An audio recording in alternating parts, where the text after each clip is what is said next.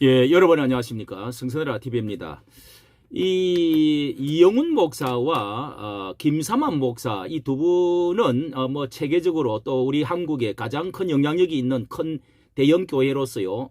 자, 이번에 윤석열 대통령을 뭐 줄곧 옹호를 해 오던 편이었는데요. 뭐 조창기도회라든지 또 조영기 목사님의 그 빈소에서 모든 목사들이 대표로 안수기도를 하고 있는 이런 것을 우리가 생각하면 이번에 이 윤석열 대통령에 대해서 비판을 한 것이 두 분이 있습니다. 이것이 이제 손절하는 것인가, 발빠른 전환을 하는 것인가. 자, 이런 비판이 이제 나오고 있습니다. 그 내용이 어떤 것인지 한번 살펴보도록 하겠습니다. 자, 이것은 이제 조영기 목사께서 이제 돌아가셨을 빈소에서 서로 이렇게 그 한국교회 대표적인 목사님들이 이렇게 지금 안수기도를 그때 후보 때인데요. 그렇게 한 이후로 같이 해 오다가 이번에 이렇게 지금 이렇게 비판을 하는 내용이 나와 있습니다. 자, 이 내용이 어떤 것인지 한번 보도록 하겠습니다. 이 내용이요. 이게 작은 내용이 아닌 것 같은데, 자, 김삼환, 미국판 뉴스 엔조이에서 이 비판을 하고 있는데요. 김삼환, 이영훈 목사, 윤석열과 손절 아닌가, 발빠른 태세 전환이 아니냐, 여기가 내용이 무엇이냐고 하니까요. 자, 그동안의 행적을 지적하면서 발빠른 태세 전환, 비아냥이 적지 않다. 이러면서, 여의도 순복음교회 목사 담임은요, 지난 1일 날입니다. 새벽 특별기도에서 무속이 나라를 망하게 한다 주장을 하면서 또 세계 10대 경제 대국이었던 우리가 지금 곤두박질 치고 있다면서 무속인들 때문에 이렇게 망하는 길로 가게 됐다. 이런 말을 하고요. 자, 이것이 이름을 정확하게 말하지 않았지만은 이게 뭐 누가 봐도 윤석열 대통령과 그 부인에게 하는 말 같이 보입니다. 우리의 영혼이 연약하고 불안하니 점집을 찾아간다. 탄핵 정국이 끝나면 무속신앙을 뿌리 뽑아야 된다. 무속신앙을 없애지 않으면 나라는 망하는 길로 가는 것이라고 이렇게 강조를 했습니다. 다음 주일 설교에도 역시 이어서, 이건 작심했다고 볼 수 있는데요. 점집의 점쟁이는 사람들을 미혹해 돈을 갈취한다. 모든 무속인들을 이 땅에서 사라지게 해야 된다. 자, 이게 정말 옳은 말씀이죠. 1년에 10조가 넘는 돈들이 이렇게 그 명절 때마다 돈이 또 선거절마다 오가고 하는 엄청난 돈들이 오간다고 합니다. 자, 그런데 여기에 김삼환 목사께서도요, 이어서 뒤질세라 또다시 했다는 것이 상당히 여기가 어떤 의도성이나 무엇이 있다는 생각이 드는데요. 자, 어떤 말을 했는지 김삼환 목사께서도요. 6일날 새벽입니다. 2월 6일날 새벽에 기도해서 무속에 빠진 윤석열은 반드시 패배할 것이라 아주 이름까지도 거론을 했네요. 그러면서 대통령도 정보사령관도 모두 전보로 다닌다면서 예수 그리스도를 믿는 믿음이 아니면 승리할 수가 없다면서 자, 비판을 했는데요. 이렇게 그 비판의 무속신앙 비판의 그 시점이 참 그 묘하다는 지적을 받고 있는데 여기 이 목사나 김 목사님은 윤 정권이 시작한 지 2022년부터 김장한 극동방송 사장과 함께 목사와 함께요.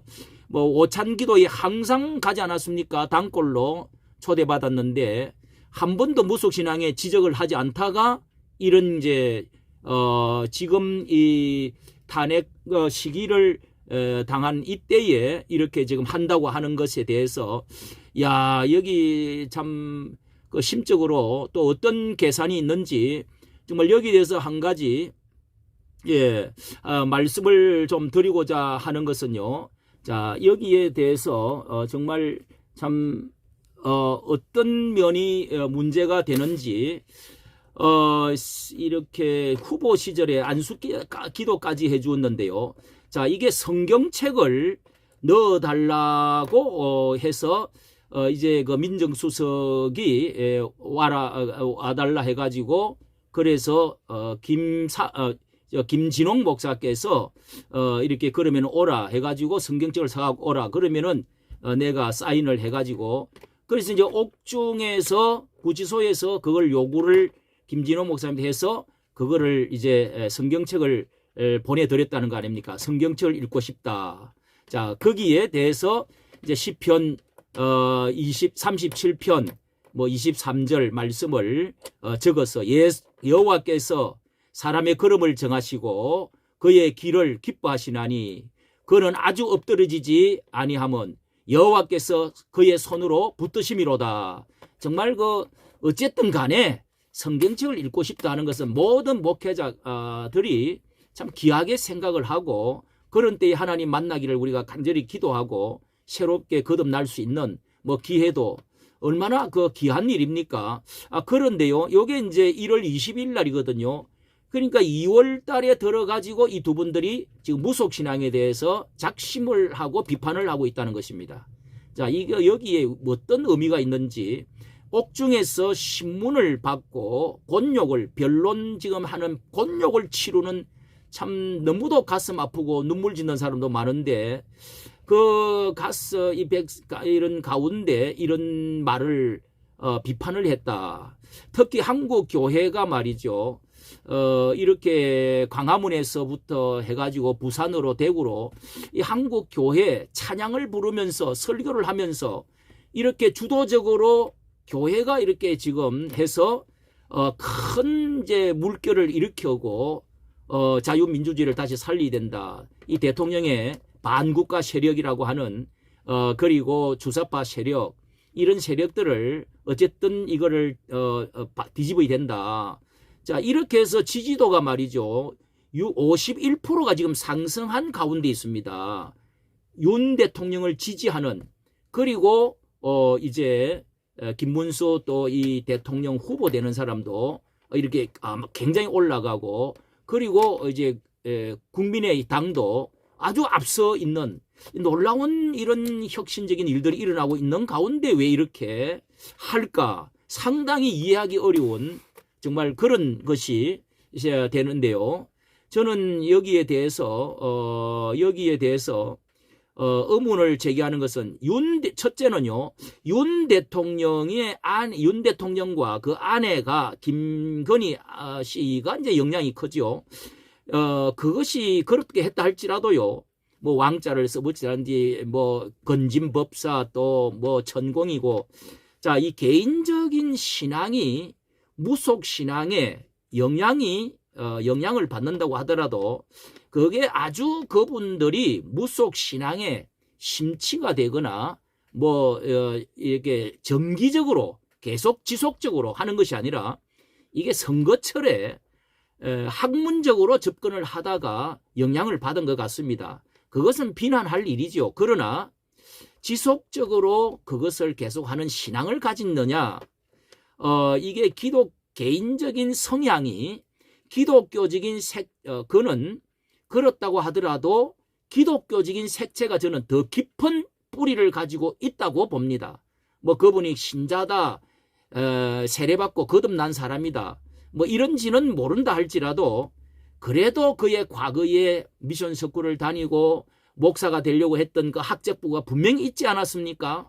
그리고 영락교회가 세웠던 학교에 고등학교까지 다니고, 자, 이런 점에서는 개인적인 어떤 성향이 윤 대통령은 세계관이나 기독교적인 성향이나 이것이 전체적으로 보면 훨씬 크다. 자, 이게 이제 어떤 그 선거철에는요, 지푸라기도 잡겠다고 하는 모든 사람들이 어느 선거에 저는 그렇게 이해를 하고 있습니다. 모든 후보들이 뭐 무속인이 이렇게 내가 몇만 명을 이렇게 거느리고 있는데 지금 대무당 이런 사람 있지 않습니까? 그러면은 뭐 신앙이 없는 사람들 모든 그 후보들이 다 옛날에 그랬어요. 자, 그런 점에서 이분이 지푸라기도 잡는 심정으로 했다고 하는 점에서 이 기독교적인 세계관, 가치관, 자, 이런 것들이 훨씬 더 많이 있다. 저는 그렇게 보입니다.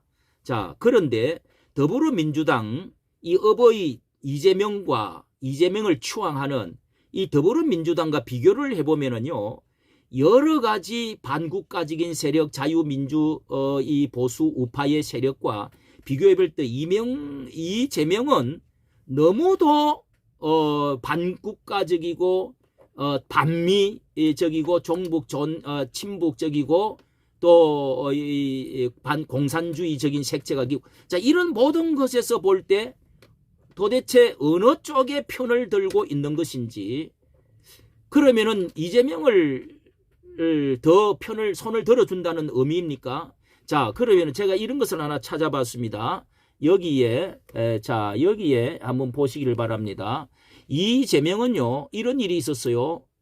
제가 이렇게 찾아서 모아놨는데, 이재명 803 국당에서 1월 1일 새벽에 대선 승리 기원굿을 하는 장면이 소 2마리, 돼지 15마리를 잡아놓고 약 1억 원의 비용을 들여가지고 1억 원의 비용을 들었다는 겁니다. 예. 본인은 이래놓고 1억 원의 비용을 들여서 굿을 하였다는 겁니다. 누가 주술로 나라를 다스리는지 국민 여러분 한번 판단해 보세요.